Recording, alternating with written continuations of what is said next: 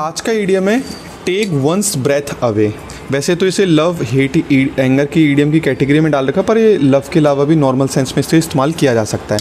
इसका मतलब क्या होता है, किसी को अपनी सुंदरता का प्रभाव से हैरान कर देना, किसी चीज़ या व्यक्ति को इतना सुंदर या प्रभावशाली होना कि वह व्यक्ति कुछ ही पल के लिए सांस रोक ले। जैसे सिंपल सी हिंदी में लैंग्वेज बोला, जैसे इसने तो मेरी सांस ही रोक दी, तो इसको बोल सकते हैं कि it took my breath away, मतलब सांस रोक देना। जरूरी नहीं कि ब्यूटी के सेंस में लगाए, लव के सेंस में लगाए, you can also use in normal sense. For example here this example is written, she looked so stunning, वो इतनी अच्छी लग रही थी शादी की ड्रेस में, that it took everyone's breath away, सबों की सांसें रुकी almost. She take my breath away, she took my breath away. ये तो इसके साथ अगर एस लगाना पड़ेगा तो ये तो थोड़ी ग्रामर की मिस्टेक है, इसके नहीं, ये ठीक होगा।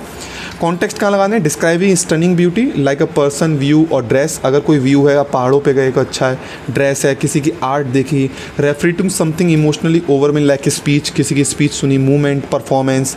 रोमांटिक कॉन्टेक्स्ट को भी to express the deep admiration और इमोशनल रिएक्शन, तो इन सब के सेंस में लगा सकते हैं। जैसे यहाँ लिखा है, जरूरी है लव के सेंस में, आप कहीं पर भी इसे इस्तेमाल किया जा सकता है।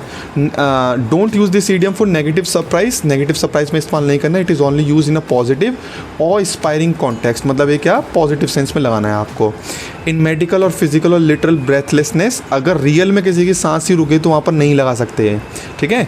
तो डिस्क्राइब माइल्ड रिएक्शन, और माइल्ड रिएक्शन के लिए भी नहीं लगा सकते, ये तो एक्सट्रीम में जाएगा तभी लगाना है, नॉर्मल रिएक्शन में आपको इसे इस्तेमाल नहीं करना।